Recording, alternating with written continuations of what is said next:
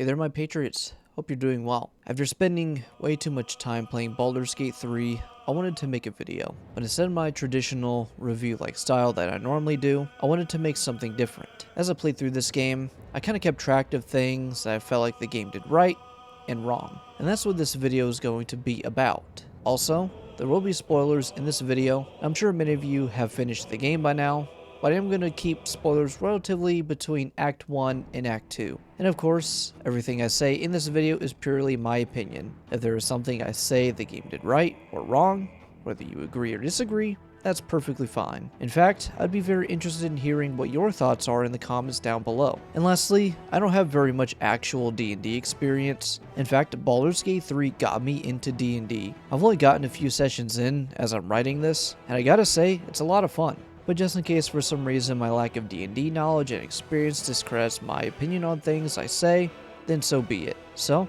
with that being said, let's get into what Baldur's Gate 3 got right and wrong.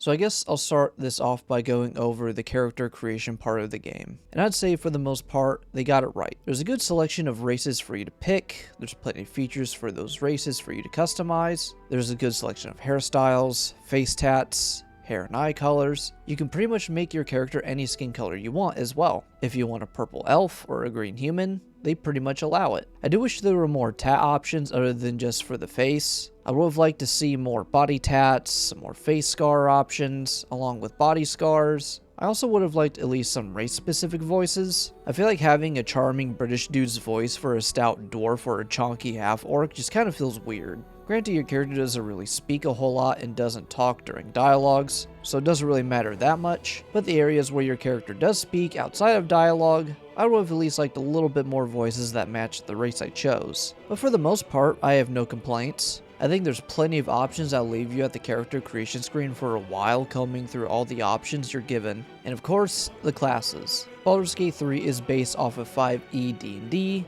and most of the classes of D&D besides the unofficial classes and a few other mainline D&D classes are missing, but for the most part I think they did the classes really well. Are there some subclasses I wish were in the game that's in D&D? Sure. But for the most part, I think the classes and subclasses, along with multiclassing, offers limitless build potentials. Wizard is as about you expect, shit early game, and OP late game. And you'll die a lot no matter what. Play a fighter or barb, you're beating ass and dodging every enemy's attack. And speaking of classes, the combat. I'm not gonna lie, I'm not much of a turn-based combat type of person. Most turn-based games I've played haven't had the in-depth combat mechanics that constantly want me to keep playing, unlike Baldur's Gate. And that's probably because Baldur's Gate 3 is based off of D&D, which explains why it's so fun and in-depth. There's so many ways to make builds and handle the combat to your own discretion. You just want to keep it vanilla and use your attacks through each of your turns? Go ahead, the game can easily be played like that. But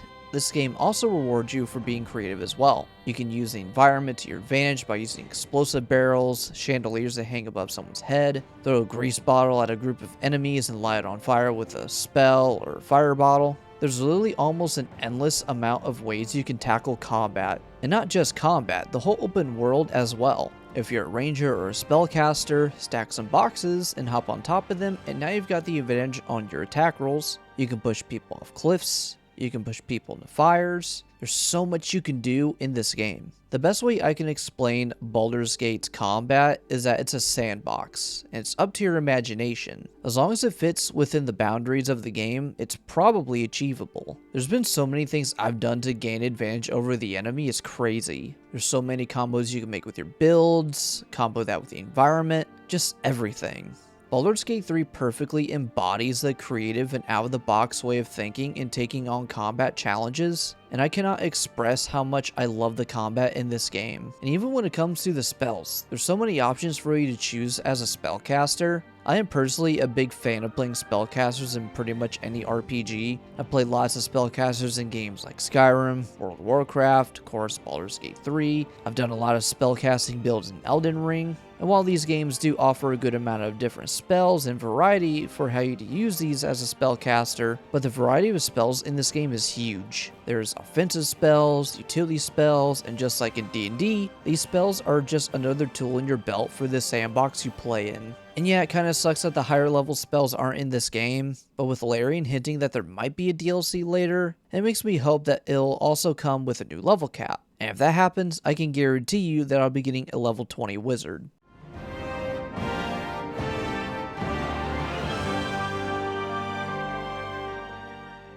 I'm sure many of you will have a completely different story in how you went about playing through the campaign. Maybe you went for the more traditional being the hero of the story, always choosing to take the good path of every decision you make, or perhaps you went down the route of being the villain of the story, being mean to everyone you encounter, robbing someone of their valuables whenever you could, and perhaps joined the cult of the Absolute with the goal of dominating the whole world. Or maybe you went for something in between. You made your allies wisely, and correctly chose your enemies, ones that are a threat to the innocent and to those who you care about. What about your companions you brought along the way with you? And out of all of them, who did you romance?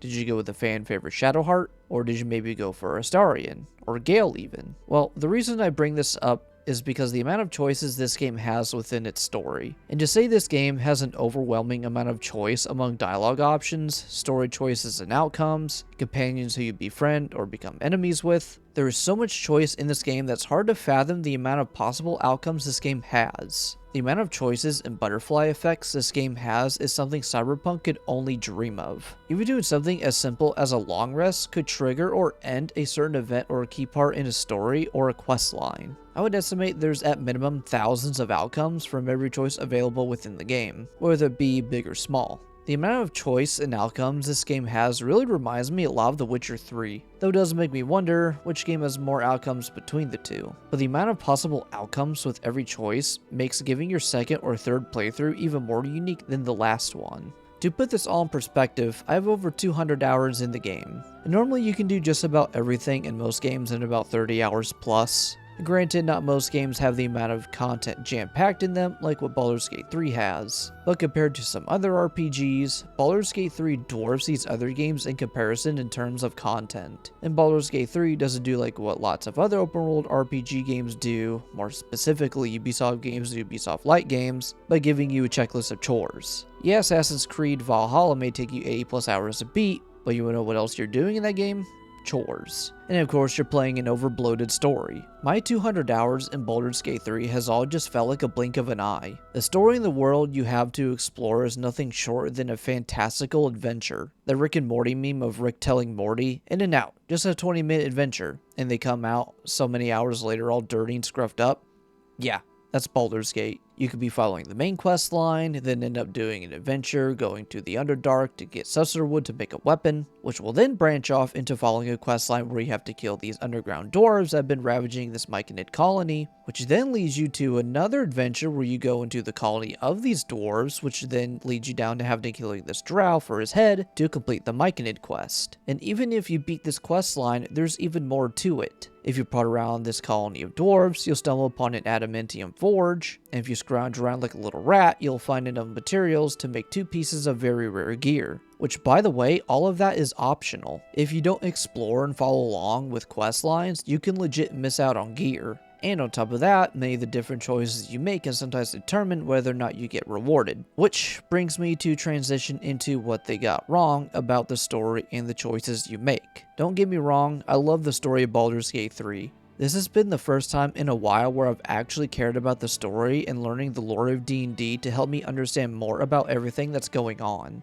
But my gripes with the story and choices at most times feels like the road you take and the choices you make feel very black and white. I'll explain what I mean by this, and I'll be using one of my most favorite RPGs ever made, Fallout New Vegas, as an example. But what I mean by the story and choices feel black and white is that the story basically has 2 outcomes. You either come out the heroes of the story or end up becoming the villains, and there really doesn't feel like there's an in-between. Same with the choices you make. It always feels like there's clearly a right and wrong choice. For example, I use the Grove to explain this. Once you've rid the goblins at the gate of the Grove, you'll learn that this Grove has been sort of a sanctuary for these tiefling refugees of a convoy that got attacked by goblins. And when you go meet one of the druids, Kaga, she is immediately displayed as a villain by holding a kid hostage for stealing a relic. And with this encounter, many things can occur. You can talk no jutsu your way into freeing the kid, and she'll release the kid back to her parents. If you stand by and do nothing, Kaga's snake will accidentally kill the kid. And if you fail your convo saves, she'll imprison the kid. And if you decide to straight up attack, the whole grove gets angry and kills the refugees. And while there's a decent bit of outcomes to this one scenario, the obvious best one is convincing Kaga to release a child back to her parents. And not only is it the obvious choice morally, it's also the best choice when it comes to reward outcome. Because when you go to the parents after you've convinced Kaga to release the kid, the parents give you a magical necklace. And while the necklace itself may be dog shit, it's still something you can sell or give Gale as a fodder magical item for him to consume. And it definitely feels like the majority of the decisions you make are like this. Another example again with the Grove, while you may have plenty of options to handle the outcome of the refugees in the Grove, the best outcome for you is to rescue Halsin, because if you rescue Halsin, he reprimands Kaga, and the Grove ends up rewarding you with some pretty decent loot. And even if you won't use it, it's still high value gear you can sell for good coin. And again, if you end up killing Kaga, the Grove shuts down and ends up killing the refugees. Which again, morally and reward outcome isn't very good. And again, the story of Baldur's Gate 3 is fantastic. Easily one of the better stories of any game I've played recently. The stakes are high for you and your party, you get invested with the lives of the people you come across. The only thing I wish there would have been more of is more nuanced approaches to decisions you make in the game. And I do get that more than likely the story was designed to be this way, and there's nothing wrong with that. But as I mentioned before with using Fallout New Vegas as an example, one of the reasons why Fallout New Vegas will not only stick with me forever, but will more than likely be my forever favorite RPG game is because just like Baldur's Gate, Fallout New Vegas offers you so many ways to approach an outcome to a quest in the game. But unlike Baldur's Gate, it has so many gray among the choices that may appear black and white. I've never played a game in my life ever that genuinely made me question if I made the right choice during my playthrough, and I mean that in a good way I might add. And I think one of the reasons why save scumming has become a recent topic among these types of games recently is because I feel like people save scum in this game because they aren't satisfied with their choice. If they go with a choice that fits their character's roleplay, and that choice ends up being a less morally right choice, and that choice ends up locking them out of a reward or ends up not getting the outcome they so desired, whether it be good or bad, then of course you're going to save scum and pick the option that rewards you. And I can't help but feel like that's more of the game's fault rather than the player's fault. I do want to say though that I have no problem with the game penalizing you for a bad choice. But at the same time, it should also reward you some way or another. And now look, I personally don't care if you do save scum. You paid $60 for the game, play it however you want. But if you do want my opinion, keep your first playthrough organic and maybe save the save scumming for your next playthrough. But anyway, during my time in Fallout New Vegas, I never once felt like I should reload a save because I genuinely feel like I made the wrong choice because I wasn't satisfied with it morally or rewarded for it appropriately for my choice. I questioned my choices morally because the game made me think about the pros and cons of a faction, people, or outcome I chose to go with. And I feel like Fallout New Vegas very clearly lets you know what your outcome will be, so you better make damn sure you know what the outcome you want to pick. It also never felt like any choice I made other than the obvious bad choices left a negative impact on my choices in Baldur's Gate. Never did I really question myself morally if I perhaps made the wrong choice, whether it was a good or bad choice. I never really felt like my good choices still impacted someone in a negative way. The game felt very clear that there is a good and bad choice, and your good choices always led to good outcomes, and there's never an in-between. Never did it ever feel like my choices were being made trying to weigh between the good and the bad in a gray area and choose whichever one I feel like the one person or faction would benefit the most from. The motives from these characters and factions never really felt like they held merit to them even if they tried being somewhat in a gray area. Again, to mention the Grove, whether you release the kid or not, Kaga tries acting like she's trying to protect the Grove, and the refugees are causing genuine problems in the Grove, all because one child stole a religious artifact. Even though it's just one child who has stupid parents. Like, if you genuinely wanted me to understand Kaga's reason behind wanting to get rid of the refugees, add a questline or something showing how the refugees are causing problems in the Grove. Maybe some of them are committing crimes, they're getting into fights with the druids over petty shit, maybe they're bringing in some type of plague into the Grove,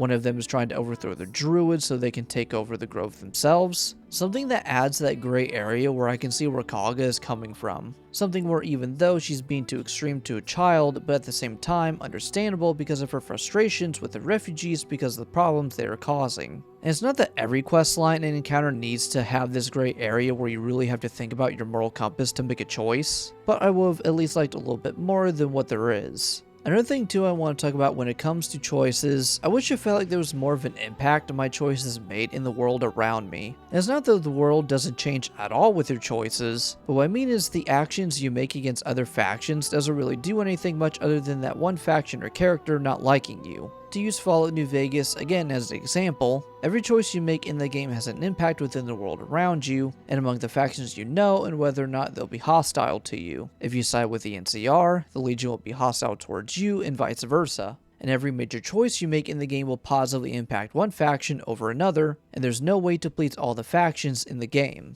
Whenever you beat the game, you will end with at least one or two factions hostile to you. And while I do like that Baldur's Gate has a system with the characters where the choices you make has an impact on their approval of you, I also would have liked to see this with factions as well. Imagine how careful you would make your choices if, let's say, between the Grove and the Goblin Camp, you wiped out the Goblin Camp and that left you with a negative view among the Goblins, and left you with a positive view among the Grove. And since they will never forgive you for taking out their camp, any point you encounter goblins further into the game, they will always attack you, and any way to try and sneak into the Cult of the Absolute gets harder. Or let's say for example you decide not to take out the goblin camp, you kill that shaman goblin inside the keep and you rescue Halsin, and that gives you negative impact among the goblins. And because of that choice you make not to take out the camp, those goblins come and attack the grove again. Or let's say vice versa, you decide to side with the goblins and kill Halsin, and the outcome of that ends up with maybe the druids coming to attack the goblin camp, or you end up joining the goblins in the attack against the grove.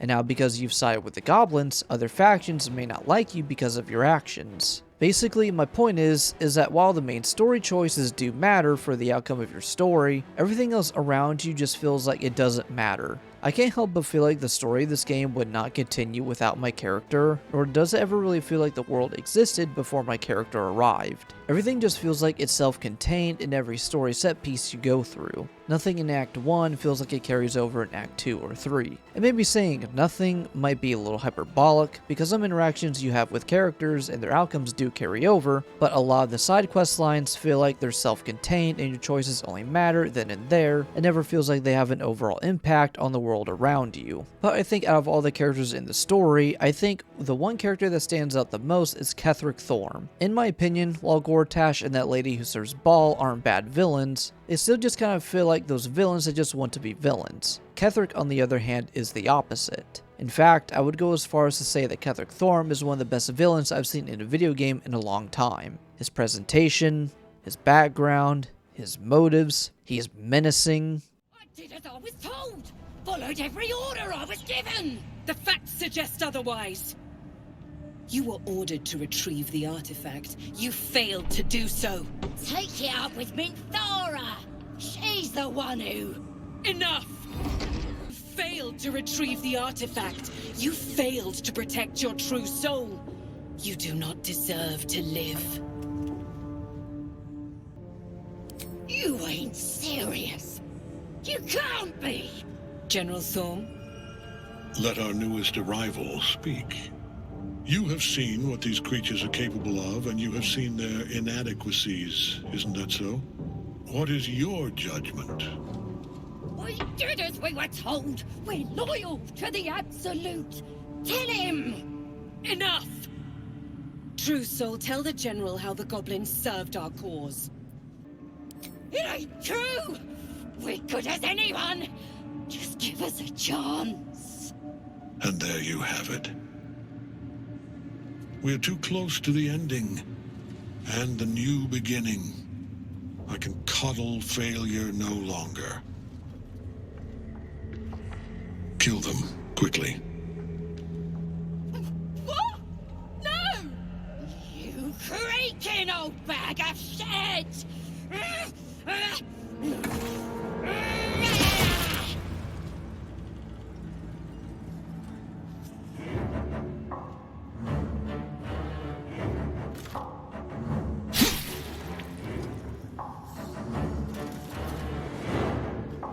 I'm so sorry, my lord. She's an unbeliever outside my control.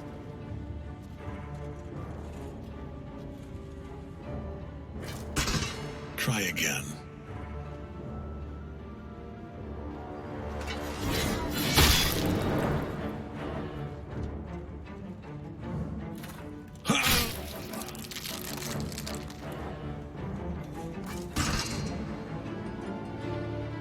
No. No!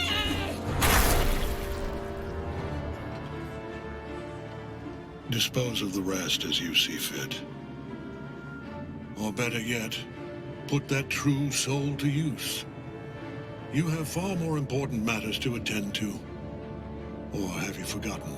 Of course not, my lord. Thank you. He looks cool, his voice sounds badass thanks to J.K. Simmons' S-tier voice acting, and when you learn about Kethric's story of why he joined the Call of the Absolute and why he strived to become as powerful as he is something very understandable. Kethric is something I wish the game offered more of because he is everything I want in a good villain, and in my opinion, a great example of what a good villain should be. And again, while Gortash and the lady that serves Ball aren't bad villains, they still feel like your typical cartoon villain just wants to rule the world because their ego has gone to their heads. But even with all that said, the game's story is still an amazing experience. And while in my opinion the game lacks quite a bit of that gray area when it comes to your choices, the game still offers lots of choices and outcomes to situations that come up. As I said before, the amount of choices and butterfly effects this game has is something Cyberpunk could only dream of. And the game definitely offers plenty more to warrant a second and even third playthrough, which is something I absolutely recommend.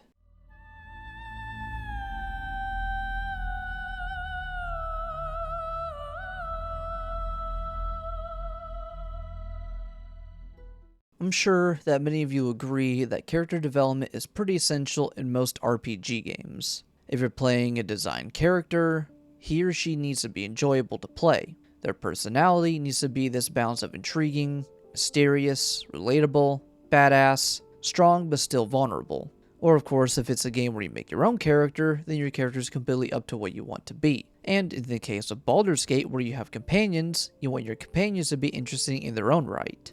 And Baldur's Gate 3 does just that. There's a pretty decent variety of personalities among your companions. You got everyone's favorite goth GF, I Can Fix, or Shadowheart, my personal favorite, the humble and wholesome wizard Gale, and the lovely Astarion darling. And that kind of annoying, edgy, githy, yucky bitch, the sort of self-righteous Will, and the autistic tiefling Karlach.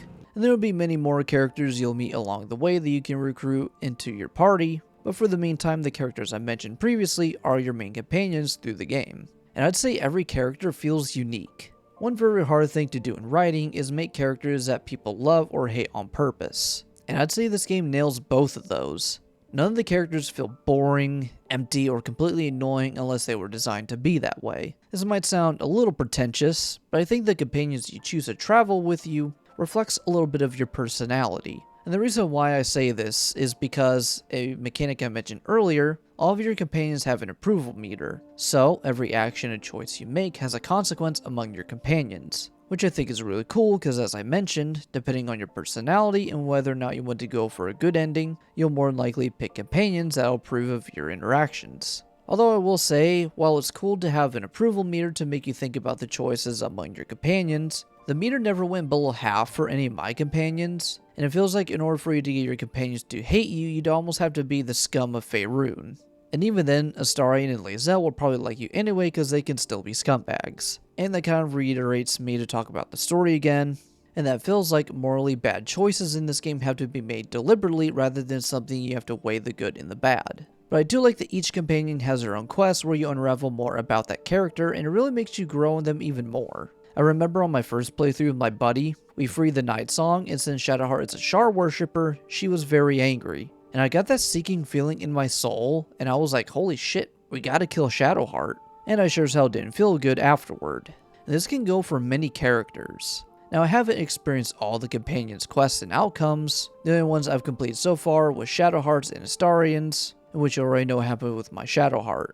But I really love this idea where the companions you bring with also have their own story to tell too, because it doesn't make your followers feel like punching bags for your enemy to aggro towards instead of you, and really gives your followers that feel like they belong with you. You're all fighting for each other, and you're all trying to survive the harsh environment around you. And while everyone else is also trying to stay alive, they also want to accomplish their own goals too. And I think this system is something every RPG that allows for you to have companions should be something they should add to. Of course, feel free to add your own spin to it to make it feel unique. But yeah, character development was something Larian went hard on, and it's honestly something that kind of ruined my standards for character development in RPGs. And I mean that in a good way. And to bring up Fallout New Vegas again, yes, I'm sure you can tell I love Fallout New Vegas. But while New Vegas doesn't do the companion quest thing, you still end up getting attached to your followers because A, most of the followers you can get New Vegas you have to do quests for, but B, every follower has their own unique personality, and through dialogue and fighting alongside them, they'll just talk about themselves sometimes or give little bits of story and bits of their personality.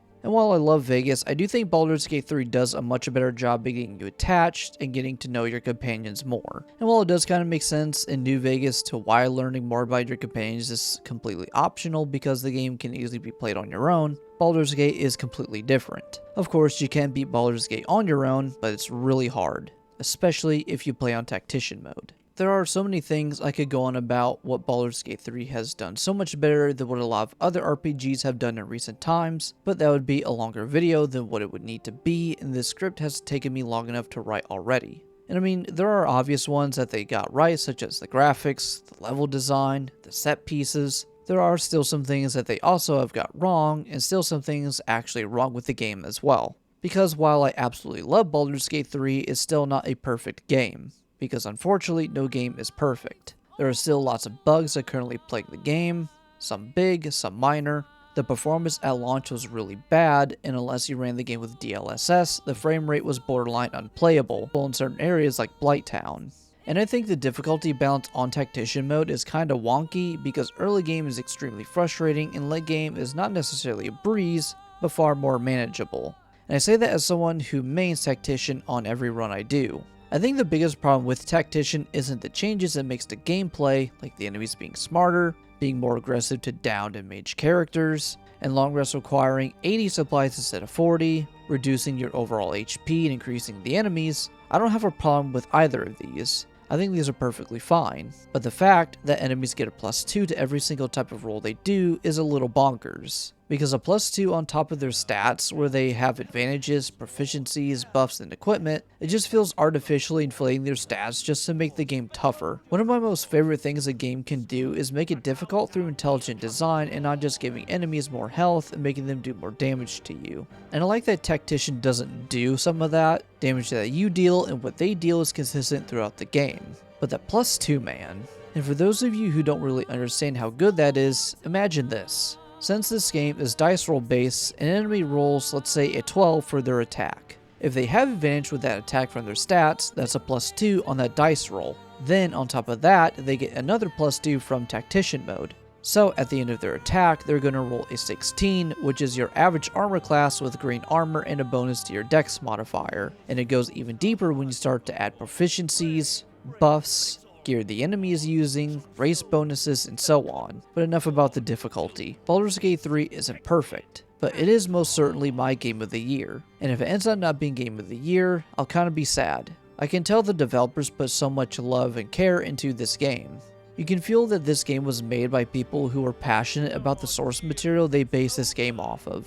And I think the most important part about the development of Baldur's Gate is that every single person who made this game is a D&D and video game nerd. And it's super refreshing to see too, especially among all the corporate games that's plagued the video game industry. Every game that comes out now feels like it's been molested by the corporate creeps and want to implement quarterly earnings in every game they touch. But not Baldur's Gate 3. And the thing I hope for is that Larian never caves into greed and resort to shady tactics that these other corporations are doing. Because it's very simple. If you deliver us a game that's worth the money you put out for, we will eat that shit up and give however much money we can throw at it. So yeah, that's about all I got from this video. If you enjoyed, leave a like and subscribe for more of my content. I had another idea on a video I wanted to do, but spoilers, it was about going over the whole Starfield drama. But it's kind of old news and I'm sure no one really cares anymore, so probably won't do that. My Stalker Iron Man playthrough might continue soon, so if you like my Stalker content, keep an eye out on that. Also, with the Cyberpunk DLC out, I might make a video on that as well. So if that interests you, make sure you subscribe for that too. Anyway, that's all I got for now. Thank you all for watching,